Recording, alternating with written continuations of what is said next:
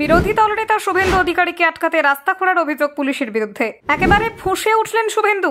বন্দে মাতরমের 150 বছরে তপ্ত রাজ্য রাজনীতি। বঙ্কিমচন্দ্রকে নিয়ে শুভেন্দুর ব্রাত্য সংঘাত চরমে। উদযাপনের দিনে তরজা। বঙ্কিমচন্দ্রের নামে ব্রাত্য বনাম শুভেন্দু মুখোমুখি। রাস্তা খুঁড়ে শুভেন্দুকে আটকানো হলো। বঙ্কিমচন্দ্রের অনুষ্ঠানে নতুন বিতর্ক। বৃত্ত বসু বনাম বিতর্কিত শুভেন্দু। বঙ্কিমচন্দ্রের নামেই ফের উত্তাল রাজনীতি। সংস্কৃতির দিনেই কটাক্ষের ঝড়। ব্রাত্যকে বিঁধলেন শুভেন্দু। পাল্টা জবাবে গর্জে উঠলেন শিক্ষামন্ত্রী।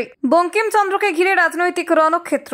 বিজেপি তৃণমূলের মুখোমুখি সংঘর্ষ। বন্দে মাতরম উদযাপন নাকি রাজনৈতিক কাদা ছোড়াছুড়ি? শুভেন্দু ব্রাত্যের বাগযুদ্ধ হলো ভাইরাল। দেখুন, রাজ্য জুড়ে যখন নির্বাচন এবং এসআইআর নিয়ে রাজনৈতিক উত্তেজনা চরমে, তখনই শুক্রবার অর্থাৎ বন্দে মাতরমের 150 বছর উদযাপন উপলক্ষে শুরু হলো নতুন বিতর্ক।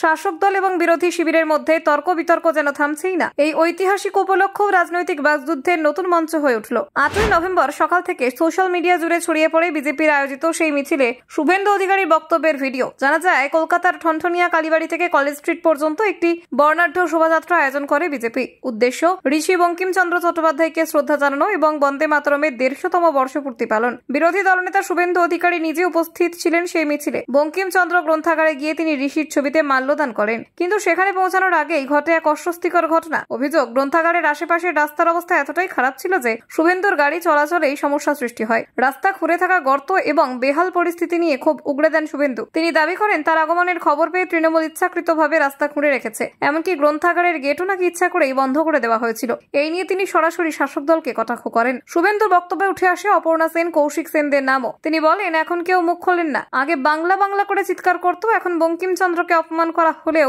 কেউ কিছু বলেন না। তার মতে, রাজ্যে এখন সংস্কৃতি মানেই রাজনীতি, আর এই রাজনীতি ক্রমশ বাংলার আত্মাকে আঘাত করছে। তবে শুভেন্দু এখানেই থামেননি। শিক্ষামন্ত্রী ব্রাত্য বসুকে ব্যক্তিগত আক্রমণ করে বলেন, যে ব্রাত্য বসু নিজের নামের সঙ্গে বেমানান আচরণ করছেন, তাকে এখন ভৃত্য বসু বলা যায়। বক্তব্যটি ছড়িয়ে পড়তেই রাজনৈতিক মহলে শুরু হয় তীব্র প্রতিক্রিয়া। এরপরই মঞ্চে ওঠেন শিক্ষামন্ত্রী ব্রাত্য বসু। তিনি শুভেন্দুর মন্তব্যের তীব্র নিন্দা করেন। বলেন, যে ব্যক্তি নিজে কংগ্রেস, তৃণমূল, বিজেপি সব দলের সঙ্গেই থেকেছেন, তিনি নীতির কথা বলছেন, সেটাই আশ্চর্যের বিষয়। ব্রাত্য আরো বলেন, বিরোধী দলনেতা আমায় কখনো নকশাল, কখনো কমিউনিস্ট বলেন। আমি তো এক দলের কর্মী, অন্য দলে পাড়ি দিইনি। আর যদি বঙ্কিমচন্দ্রকে নিয়ে এত কথা, তাহলে আসুন মুখোমুখি বিতর্ক হোক বঙ্কিমচন্দ্রকে নিয়ে। এই পাল্টা জবাবের পরেই দুই শিবিরের তরফে নতুন করে বিবৃতি আসে। বিজেপি জানায়, রাজ্যে বিরোধীদের কণ্ঠরোধ করার চেষ্টাই চলছে। অন্যদিকে তৃণমূলের দাবি, শুভেন্দু নিজের রাজনৈতিক প্রাসঙ্গিকতা বজায় রাখতে সাংস্কৃতিক অনুষ্ঠানকেও রাজনীতির মঞ্চ বানাচ্ছেন। এই ঘটনার সঙ্গে যুক্ত হয়েছে আরেক বিতর্ক। কর্ণাটকে বিশ্বেশ্বর হেগড়ে কাগেরির মন্তব্যে তিনি রবীন্দ্রনাথ ঠাকুরের জাতীয় সঙ্গীতকে ইংরেজ বন্দনা বলে আখ্যা দেন। এই মন্তব্যে ক্ষুব্ধ হন ব্রাত্য বসু এবং সরাসরি প্রতিক্রিয়া জানান। ব্রাত্য বলেন, বঙ্কিমচন্দ্র, রবীন্দ্রনাথ এই দুই মহান ব্যক্তিত্বের প্রতি অসম্মান সহ্য করা যায় না। কেউ যদি ইতিহাস না বুঝে মন্তব্য করেন, তা বাংলা সংস্কৃতিকে আঘাত করে। Bureau report, news prime Times.